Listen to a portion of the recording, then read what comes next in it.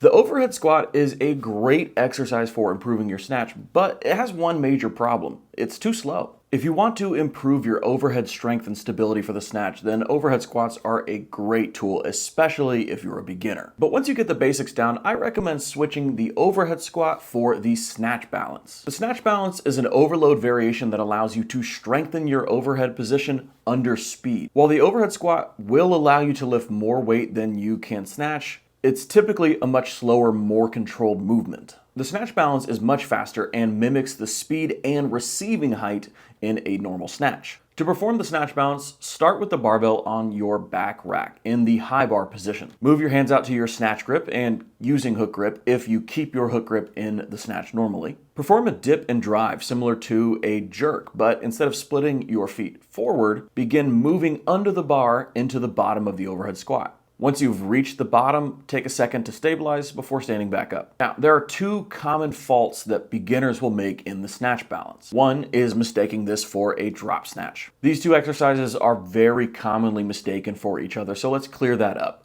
The drop snatch does not have any leg drive, no dip and drive at all, and because of that, you're going to have to use significantly lighter weights than you can snatch. The snatch balance does have a dip and drive, and because of that, you'll be able to use a lot more weight than you can snatch. And common fault number two is meeting the bar too high. Our goal with the snatch balance is to meet the bar about the same height that we would receive a snatch at, relatively around parallel with our hips. But it's very common for beginners, especially at heavier weights, to do a sort of push jerk and catch the bar very high and then slowly ride it down into the overhead squat, which is not going to have as many of the same benefits of driving the bar up and meeting the bar around parallel. The primary benefit of the snatch balance is that you can use weights heavier than you can snatch. This may not be the case when you first start this exercise, but with a reasonable amount of training, you should be able to lift about 10% more than your snatch, depending on the person. Beginners maybe even will be able to lift a lot more than 10% of their snatch balance if their snatch technique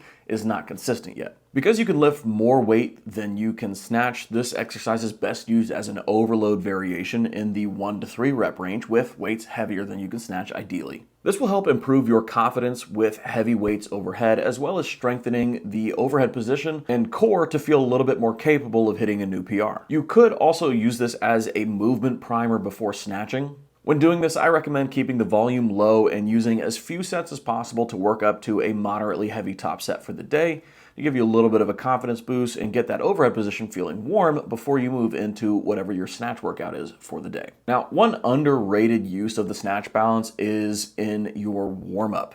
So different than a movement primer. We're trying to go a little bit heavier on to kind of get the movement feeling right. For this is just an empty barbell warm-up, and it's not uncommon to see a lot of lifters incorporate the snatch balance into their barbell overhead warm-up, especially if you struggle with your footwork. So if you're inconsistently moving your feet in the snatch, maybe you're moving too wide too often, then incorporating the snatch balance where you're really being particular about moving your feet into the same spot every time can be a great tool. So if you've never tried the snatch balance, give it a try in your training program, maybe 1 to 2 times a week.